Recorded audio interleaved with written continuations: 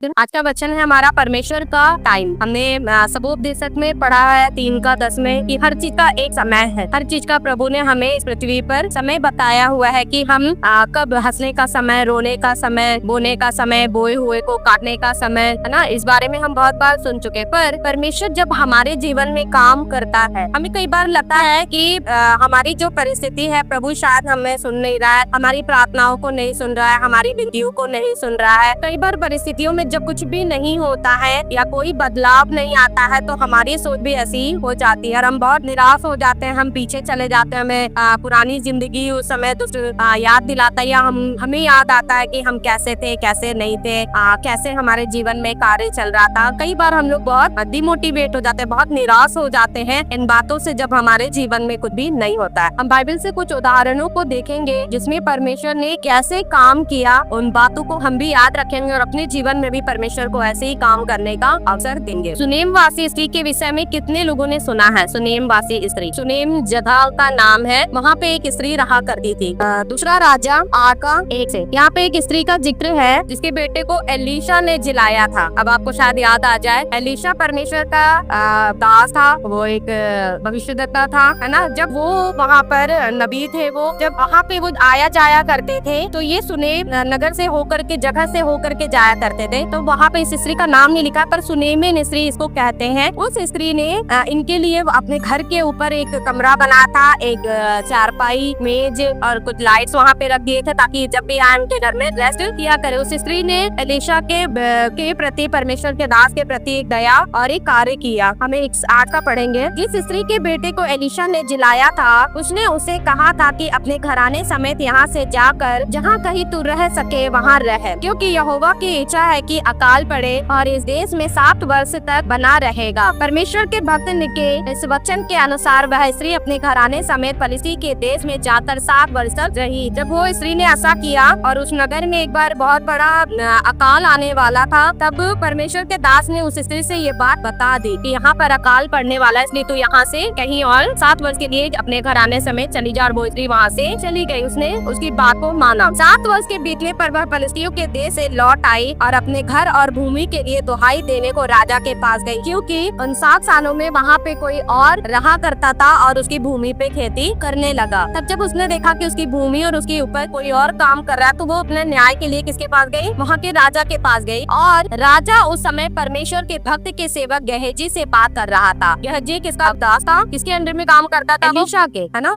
Elisha के अंदर में वो काम करता था। तो राजा उस समय गेहजी से सुन रहा था जो काम एलीशा ने किया है उसका वर्णन। वो कहता है कि मुझे उन बातों को बता। राजा उस वक्त परमेश्वर के भक्त के सेवक गेहजी से बातें कर रहा था और उसने कहा, जो बड़े बड़े काम एलीशा ने किए हैं उसका मुझसे वर्णन कर। जब वह राजा से वर्णन कर ही रहा था कि एलीशा ने एक मुर्दे को जिलाया, तब जिस स्त्री के बेटे को उसने जिलाया था वही आकर अपने घर और भूमि के लिए दुहाई देने लगी। तब गेहजी ने कहा, हे मेरे प्रभु, हे राजा, यह वही स्त्री है और वही उसका बेटा है जिसे एलीशा ने जिलाया था। जब राजा ने स्त्री से पूछा तब उसने सब कह दिया। तब राजा ने एक हाकिम को यह कहकर उसके साथ कर दिया कि जो कुछ इसका था, वरन जब से इसने उस देश को छोड़ दिया तब से इसके खेत की जितनी आमदनी अब तक हुई हो इसे फिर दे, है ना। ये होता है परमेश्वर का कार्य करने का समय। वो स्त्री वहाँ पर गई थी कि अपने जमीन को वो वापस, उसको शायद बड़ा बहस करना पड़ता, बताना पड़ता सारी बातें। लेकिन जब प्रभु आपको फेवर करते ना, जब परमेश्वर, क्योंकि इस स्त्री ने कई साल पहले परमेश्वर के एक दास के लिए एक फेवर किया था, है ना। उसने प्रभु के दास के लिए अपने घर के ऊपर एक कमरा बनाया और उसको विश्राम करने की जगह दी, उसको खाना भी दिया करती थी ताकि वो कुछ, क्योंकि उस समय यात्रा करने का पैदल ही था, लोग गाड़ियों से उससे नहीं चल पाते थे, तो वो उनके लिए आराम करने के लिए एक जगह को बनाई ताकि वो वहाँ पे रहे। लेकिन जब परमेश्वर ने उसको फेवर, उसको एकदम करेक्ट समय पर, सही समय पर, जब वो राजा के पास गई उसी समय गेहजी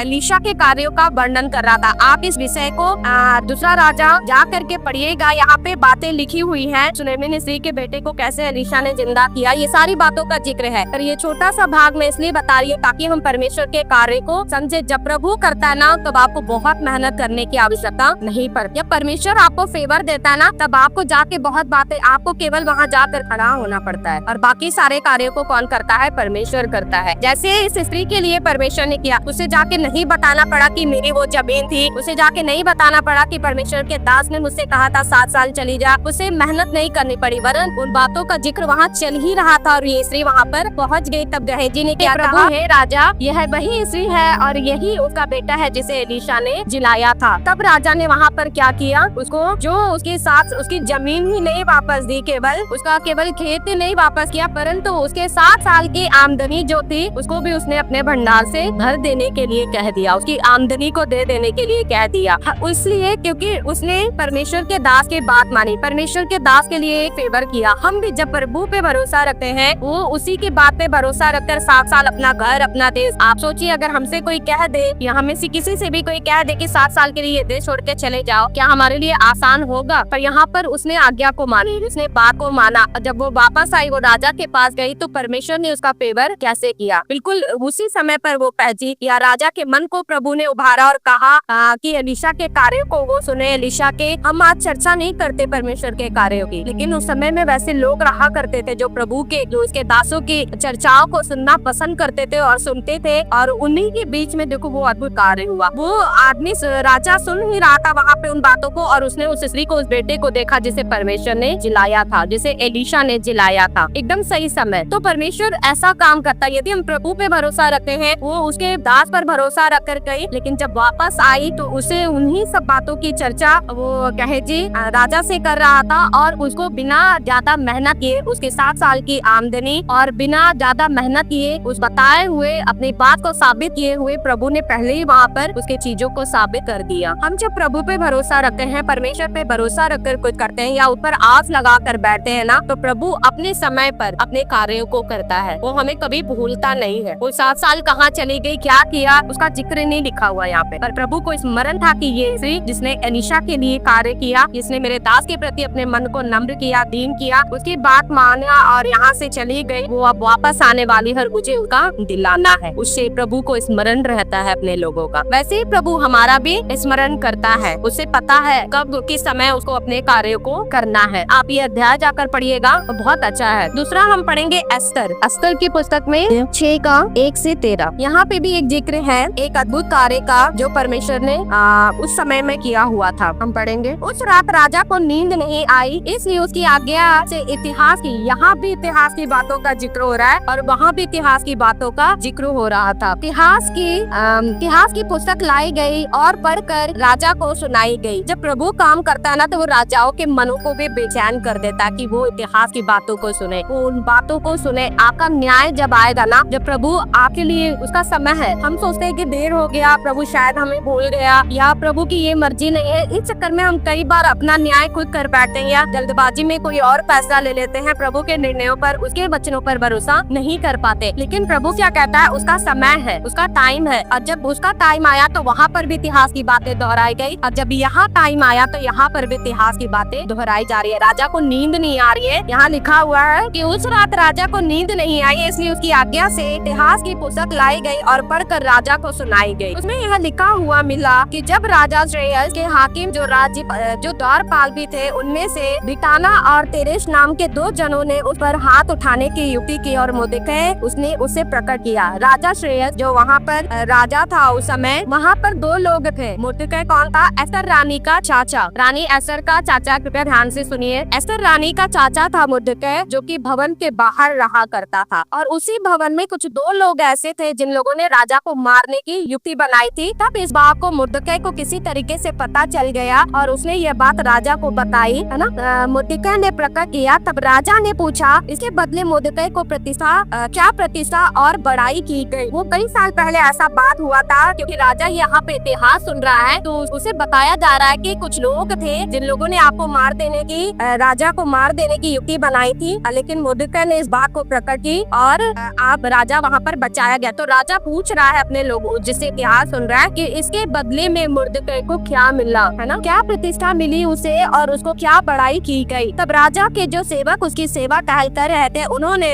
उत्तर दिया, इसके लिए उसे कुछ भी नहीं किया गया, उसको इसका कोई भी मतलब प्रतिफल नहीं मिला जो उसने राजा को बचाया था। राजा ने पूछा, आंगन में कौन है? इसी समय हामान राजा के भवन से बाहरी आंगन में इस मनसा से आया कि जो खंबा उसने मुर्दकै के लिए तैयार कराया था, उस पर उसको लटका देने की चर्चा राजा से करे। यहाँ पर एक घटना घटी है। अगर आप लोगों ने एस्तर की पुस्तक पहले पढ़ी है। तो जब हामान को पता चलता है कि मुर्दकै अच्छा है, उसे राजा पसंद करते हैं, तो उन्होंने इजरायलियों को, जो परमेश्वर के लोग थे, उनको मरवा देने के लिए एक चिट्ठी साइन करवाई थी, लिखवाई थी, है ना। जब मुर्दकै वहाँ पर बोलता है कि नहीं, माफ करा जाए उसे, आप इसको पुस्तक को पढ़िएगा। राजा से रानी 3 दिन का उपवास रखकर जब वहाँ पर जाती है, राजा को मनाती है कि इजरायलियों को नाश ना किया जाए, वो सब बातों को जब वो वहाँ पे मनाती है, ये सब चीजें वहाँ पर लिखी। हामान जो है वो मुर्दकै से ईर्ष्या रखने लगा, क्योंकि मुर्दकै बुद्धिमान था और ज्ञानवान एक इंसान था, और इससे भी बढ़कर वो एक इजरायली था। हामान को अपने प्रतिष्ठा का, अपने पद का कहीं न कहीं डर था, इसलिए वो ऐसा काम करता है कि राजा से इस बात की वो चर्चा करे कि मुर्दकै को उस पर चढ़ाया जाए, क्योंकि वो एक यहूदी था, वो एक इजरायली था। इस वजह से उसने मुर्दकै के लिए तैयार कराया था। उस पर हामान ने खंबे पे फंदा लगवाया था, ताकि उस पर किसको चढ़ाया जाए, मुर्दकै को चढ़ाया जाए, उसको उस पे लटका दिया जाए। उसकी चर्चा करने के लिए वो गया था। तब राजा ने सेवकों से उसे कहा, आंगन में तो हामान खड़ा है। राजा ने कहा, उसे भीतर बुला लाओ। जब हामान भीतर आया, तब राजा ने उसे पूछा, जिस मनुष्य की प्रतिष्ठा राजा करना चाहता हो, तो उसके लिए क्या करना उचित होगा। हामान ने यह सोचकर कि मुझसे अधिक राजा किसकी प्रतिष्ठा करना चाहता होगा, राजा को उत्तर दिया, जिस मनुष्य की प्रतिष्ठा राजा करना चाहे, उसके लिए राज्य के वस्त्र लाया जाए जो राजा पहनता है, और एक घोड़ा भी जिस पर राजा सवार होता है, और उसके सिर राजकीय मुकुट धरा जाता है, वह भी लाया जाए। फिर वह वस्त्र और वह घोड़ा राजा के किसी बड़े हाकिम को सौंपा जाए, और जिसकी प्रतिष्ठा राजा करना चाहता हो, उसको वह वस्त्र पहनाया जाए, और घोड़े पर सवार करके नगर के चौक में से फिराया जाए, और उसके आगे आगे प्रचार कराया जाए, जिसकी प्रतिष्ठा राजा करना चाहता है, उसके साथ ऐसा ही किया जाएगा, है ना। यहाँ पर हामान क्या मन में सोच रहा है कि मुर्दकै को फंदे पे लटकाना है, पर प्रभु यहाँ पर क्या कर रहा है, उसका काम, क्योंकि प्रभु मुर्दकै को जानता है। आप इसकी ही हिस्ट्री पढ़ सकते हैं। मुर्दकै एक बुद्धिमान आदमी था, जिसने अपनी भतीजी को राजा से शादी करने के लिए बनाया, और एक उसका मार्गदर्शन किया जब उसके लोगों की जान खतरे में थी, है ना। तो प्रभु को ध्यान था कि हाँ, मुर्दकै जिसने अच्छी शिक्षा दी, अच्छा ज्ञान दिया, उसकी बेटी को राह दिखाया, प्रभु उससे प्रेम करता था, और उसके द्वारा बड़े काम हुए वहाँ पर। लेकिन हामान को जब चिंता हुई अपने पद की, अपनी प्रतिष्ठा की, तब उसने उसको मार डालने का प्लान बनाया वहाँ पर। और जब वो उसको मारने का प्लान बना रहा है, तो प्रभु किस चीज का प्लान बना रहा है, पद और प्रतिष्ठा। उसको वो प्रतिष्ठा तब नहीं मिली जब उसने काम किया। जब इतिहास सुना जा रहा है, राजा तब पूछ रहा है कि मुर्दकै को इसके बदले क्या मिला, तो वहाँ के लोगों ने बताया इसके बदले उसे कुछ भी नहीं मिला। कई बार हम जब प्रभु में चलते हैं ना, तो हमें लगता है हमारा स्वभाव बहुत तुरंत पाने वाला होता है। हमें लगता है हम प्रभु के साथ चल रहे हैं, कुछ भी नहीं हो रहा है, कुछ भी नहीं हो रहा, हमें कुछ भी नहीं मिल रहा है। हमारा पहले का जीवन, हम कंपेयर करने लगते हैं पहले का जीवन और आज का जीवन को। हम सोचते हैं कि पहले तो हम ज्यादा अच्छे से रहते थे, है ना। बहुत सारी बातें हमारे अंदर आने लगती है दुनिया से, दूसरों को देख करके ये सारी बातों को हम कंपेयर करने लगते हैं और सोचते हैं हमें मसीह में क्या मिला। लेकिन मुर्दकै ऐसा नहीं था, है ना। और एक बात और बताऊं, आप यहाँ से सीखिए। शायद आपको, जब आप प्रभु के साथ चल रहे हैं, जब कुछ अच्छा काम करते, शायद जब आप सबसे ज्यादा प्रार्थना कर रहे हैं, तब आपको वो प्रतिष्ठा ना मिले। लेकिन यहाँ पर क्योंकि प्रभु को हमारा पास, हमारा फ्यूचर, हमारा प्रेजेंट, हमारा बीता हुआ कल, हमारा आज और हमारा आने वाला कल, ये सब परमेश्वर को पता है। हमें राजा मुर्दकै को इस दिन का पता नहीं था कि शायद उसके लिए एक दिन फांसी का फंदा तैयार किया जाएगा, पर परमेश्वर को पता था। इसलिए प्रभु ने उसको वो प्रतिष्ठा उस समय नहीं, पर उस समय दिलवाई जब मुर्दकै को सचमुच उसकी आवश्यकता था ना। तो यहाँ पर क्या है, राजा जिसकी प्रतिष्ठा करना चाहे वो ऐसा ही किया जाएगा। 10वें पद से पढ़ रही हूँ। राजा ने हामान से कहा, फुर्ती करके अपने कहने के अनुसार उस वस्त्र और उस घोड़े को लेकर उस यहूदी मुर्दकै को, जो राजभवन के फाटक में बैठा रहता है, वैसा ही कर जैसा तूने कहा है, इसमें कुछ भी कमी ना पाए। प्रभु ने कहा, जो मुर्दकै बाहर बैठा रहता था, अब उसको अंदर जाने का समय आया। हम भी परमेश्वर में ऐसे ही रहे, विश्वास योग्य बने रहे। हाँ, शायद आज हमारे लिए कुछ नहीं हो रहा, एक समय पे आके ना, जब हम अपना सब कुछ हार जाते हैं, या हमें लगता है हम अपना बेस्ट दे चुके हैं, अब इससे ज्यादा हम नहीं कर सकते, पर वो हमारा समय नहीं रहता। आप अपने हिसाब से अपना समय कभी मत बनाइए कि नहीं अब इससे ज्यादा क्या, हमें नहीं पता, सचमुच हमें नहीं पता, हमें नहीं पता अगले ही पल क्या होने वाला। पर सचमुच हम आज जिसकी उपस्थिति में बैठे ना, उससे हमारा आज का वरन, जब तक हम इस पृथ्वी पे जिंदा रहेंगे, क्या क्या हमारे जीवन में होने वाला है, उसको सब पता है। और वो उसकी योजना भी बना करके रखता है, वो उसकी भरपाई बना करके रखता है, जैसे उसने मुर्दकै के जीवन में बनाया। तब हामान ने उस वस्त्र और घोड़े को लेकर मुर्दकै को पहनाया, और उसे घोड़े पर चढ़ाकर नगर में चौकों में इस प्रकार पुकारता और घुमाया, जिसकी प्रतिष्ठा राजा करना चाहता है, उसके साथ ऐसा ही किया जाएगा। जब तब मुर्दकै को राजभवन के फाटक में लौट गया, परंतु हामान चौक करता हुआ और सिर ढापे हुए झट अपने घर को गया। हामान ने अपनी पत्नी जेरेस और अपने सब मित्रों से सब कुछ जो उस पर बीता था वर्णन किया। तब उसकी बुद्धिमान मित्रों और उसकी पत्नी जेरेस ने उससे कहा, मोर्देकै जिसे तू नीचा दिखाना चाहता था, यदि वह यहूदियों के वंश में का है तो तू उस पर प्रबल ना होने पाएगा, उससे पूरी रीति से नीचा ही खाएगा। ये प्रभु के लोगों की पहचान होती कब? जब हम परमेश्वर के वचनों पर स्थिर रहते हैं, जब हम प्रभु के वचनों पर चलते हैं, जब हम अपने मुख को गंदा नहीं करते। कितना भी बुरा इंसान क्यों ना हो, है ना, एक सच्चे इंसान की बड़ाई करने से चूक नहीं सकता। यदि आप गलत नहीं है तो सामने वाला कितना भी गलत क्यों ना हो, वो एक ना एक दिन जरूर कहेगा, नहीं इसके विषय में मैं ऐसी बातें नहीं बोल सकता। क्योंकि देखो उसका आदमी जेरेस जो हमान की पत्नी थी, वो खुद अपने पति को कह रही है कि यदि वो यहूदियों के वंश का है तो तू उसे नीचा ही खाएगा, किसी भी रीति से उस पर प्रबल होने नहीं पाएगा, है ना। यहाँ पर हम एक बार फिर से देखते हैं प्रभु का समय। मुर्दकै को उस समय प्रतिष्ठा नहीं मिली, उस समय सम्मान नहीं मिला जब शायद वो चाहता हो कि मैं कब तक इस भवन के बाहर बैठा रहूंगा, मुझे भवन के अंदर जाना है ना। एक लंबा समय उसने भवन के बाहर बैठ के काटा है। पत्नी का एक राजकुमारी का जो कि वहाँ की रानी थी, उसका चाचा होने के बावजूद उसने एक लंबा समय बाहर काटा। लेकिन जब उसका समय आया ना तो प्रभु ने इतिहास के पन्नों को पलटा। जब सुलेमान स्त्री का समय आया ना तो परमेश्वर ने इतिहास के पन्नों को पलटा, राजा के मन को बदला, राजा के नींद को खराब की, राजा को बेचैनी दी। वही परमेश्वर आज मेरा और आपका भी परमेश्वर है ना। वो हमारे बीच में भी। मैं इन दो कार्यों को इसलिए बताई ताकि हम सीखे परमेश्वर के राज्य में प्रभु का काम कैसे होता है। हमारी नजरों में शायद हमने बहुत कुछ किया, किसी का भला करते आए हैं, लेकिन फिर भी राजा का भला मुर्दकै ने किया, लेकिन उसको प्रतिष्ठा उस समय नहीं मिली, पर प्रभु उसको सही समय पर प्रतिष्ठा दिया। सुलेमान स्त्री जब वहाँ से 7 साल के बाद वापस आई तो प्रभु को याद था कि नहीं अब ये वापस आने वाली है, मुझे इसका न्याय करना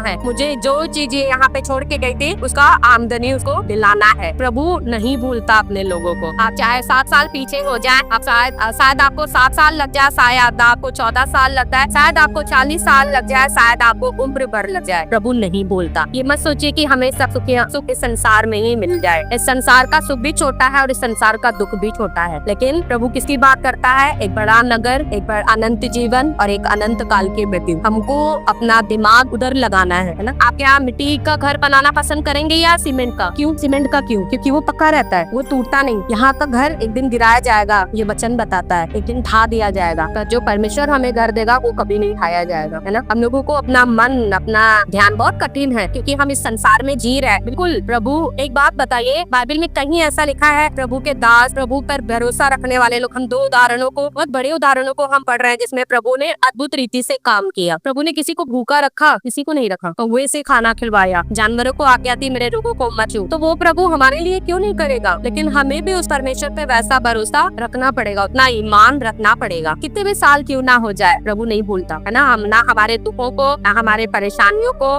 उसका समय है, उस समय तक आपको धीरज, ढांढस, हिम्मत रखना पड़ेगा। अगर आप ऐसी कार्यों को अपने जीवन में होता हुआ देखना चाहते हैं तो 1-2 वचन को और पढ़ेंगे। सबोपदेशक 11:5। जैसे तू वाइयों के चलने का मार्ग नहीं जानता और किस रीति से गर्भवती के पेट में हड्डियां बढ़ती हैं, वैसे ही तू परमेश्वर का काम नहीं जानता जो सब कुछ कर सकता है ना। प्रभु सब कुछ कर सकता है। हम लोग लेडीज बच्चों को जानते हैं, हमें नहीं पता, बच्चा हमारे अंदर ही रहता है पर हमें नहीं पता होता वो कैसे बढ़ रहा है, हमें नहीं पता होता अब उसकी आँख बने, कैसा आँख है, कैसा नाक है, हमें नहीं पता होता। जब हम अपने अंदर की चीजों को नहीं जान सकते तो परमेश्वर की योजना को हम कैसे समझ सकते? उसके बुद्धि, उसके ज्ञान, उसकी समझ, उसके प्रकाशन से समझ सकते। और किसी रीति से हम सोचे कि ऐसा नहीं ऐसा, अपना मन, प्रभु क्यों कहता है अपने बुद्धि का सहारा मत लो क्योंकि हम गिर जाएंगे, इसलिए प्रभु कहता है। हम नहीं जानते हवा कहाँ से चलती है, हवा किधर से आती है, किधर जाती है, हमें नहीं पता। माँ के गर्भ में एक छोटा सा द्रव्य जैसा गीला सा एक बूंद कैसे एक दिन बच्चा बन जाता है, माँ को नहीं पता। लेकिन जो परमेश्वर आपके अंदर रख रहा है उस बच्चे को, उसे पता है। वैसे ही जो परमेश्वर आपको इस पृथ्वी पे रख रहा है उसे पता है। कुछ जिस घर में रख रहा है उसे पता है, कुछ जिस परिस्थितियों में रख रहा है उसको पता है, हर एक चीजों के बारे में। हम कभी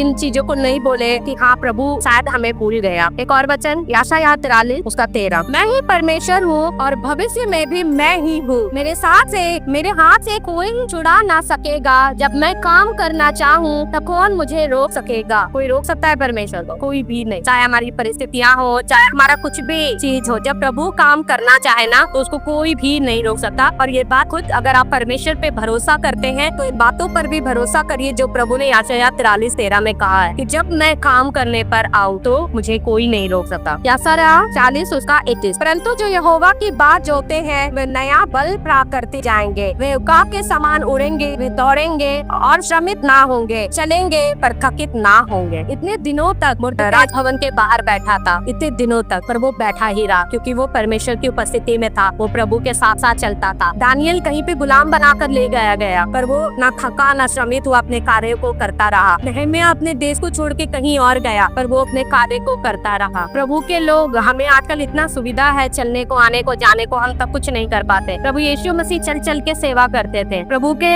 लोग, उसके चेले चल चल के सेवा किया करते थे क्योंकि वो प्रभु के साथ रहते थे, इसलिए ना वो श्रमित नहीं होते थे, दौड़ते थे, है ना।